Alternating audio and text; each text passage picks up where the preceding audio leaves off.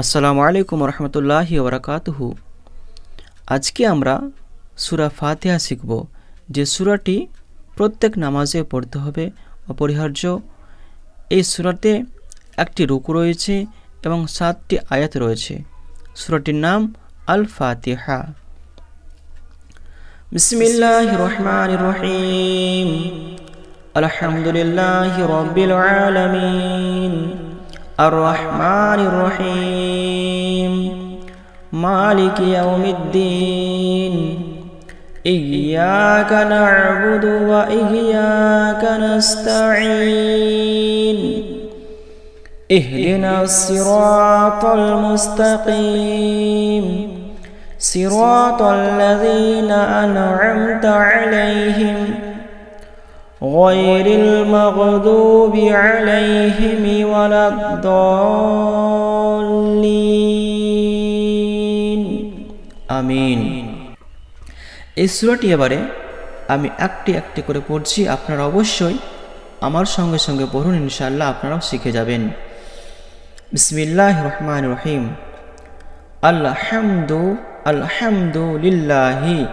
আলহামদুলিল্লাহি রাব্বিল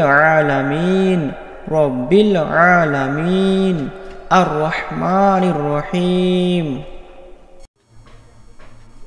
রহমানির রহিম মালিকি ইয়াউমিদ্দিন ইয়্যাকা না'বুদু ওয়া ইয়্যাকা নাস্তাঈন।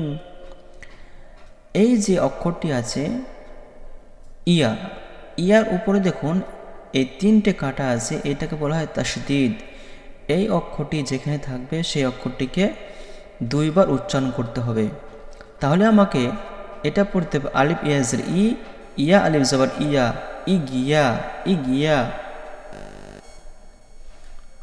অনেকে আমাদের মধ্যে পড়ে থাকে ইয়া কানা পড়তে পড়ে থাকে, আসলে ওটা ভুল।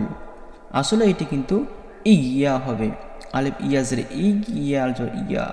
ইগিয়া ইয়্যাকা না'বুদু ওয়া ইয়্যাকা নাস্তাঈন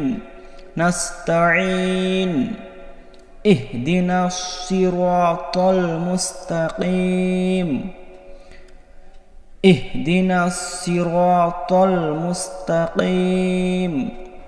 সিরাতাল লাযীনা আন'আমতা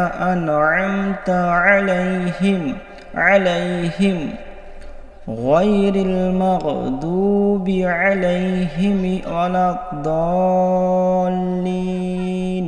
আমিন। এইটি হলো আরবি উচ্চারণ।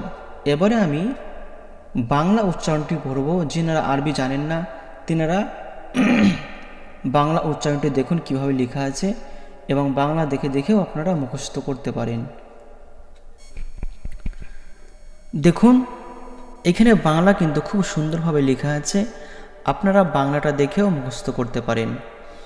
উচ্চারণ: আলহামদুলিল্লাহি রাব্বিল আলামিন আর রহমানির রহিম মালিকি ইয়াউমিদ্দিন ইয়্যাকা না'বুদু ওয়া ইয়্যাকা নাস্তাঈন ইহদিনাস সিরাতাল মুস্তাকিম সিরাতাল লাযীনা আন'আমতা আলাইহিম গায়রিল মাগদুবি আলাইহিম ওয়ালাদ-দাল্লিন। আমিন। আপনার মধ্যে যারা আরবি জানেন না তেনারা এই বাংলা উচ্চারণটি দেখি মুখস্থ করুন, ইনশাআল্লাহ। বারবার দেখে আপনারা মুখস্থ করলে শিখে যাবেন। এই সূরা ফাতিহাটি অতি গুরুত্বপূর্ণ সূরা। এই সূরাটি প্রত্যেক নামাজে অপরিহার্য লাগবেই, নয়তো আপনার নামাজ বাতিল হয়ে যাবে। এই যে সূরা ফাতিহা, এই সূরা ফাতিহার মানে রয়েছে, অর্থ রয়েছে, সে অর্থটি আমি আপনাদের সম্মুখে পড়ছি। দেখুন এইটি খুব সুন্দরভাবে সূরা ফাতিহার অর্থ দিয়ে দিয়েছে, মানে দিয়ে দিয়েছে। সমস্ত প্রশংসা আল্লাহর, যিনি মালিক, সমস্ত জগৎবাসীর পরম দয়ালু করুণাময় প্রতিদান দিবসের মালিক, আমরা তোমারই ইবাদত করি এবং তোমারই নিকট সাহায্য প্রার্থনা করি। আমাদেরকে সোজা পথে পরিচালিত করো, তাঁদেরই পথে যাদের উপর তুমি অনুগ্রহ করেছ, তাদের পথে নয় যাদের উপর গজব নিপতিত হয়েছে, এবং পথভ্রষ্টদের পথেও নয়।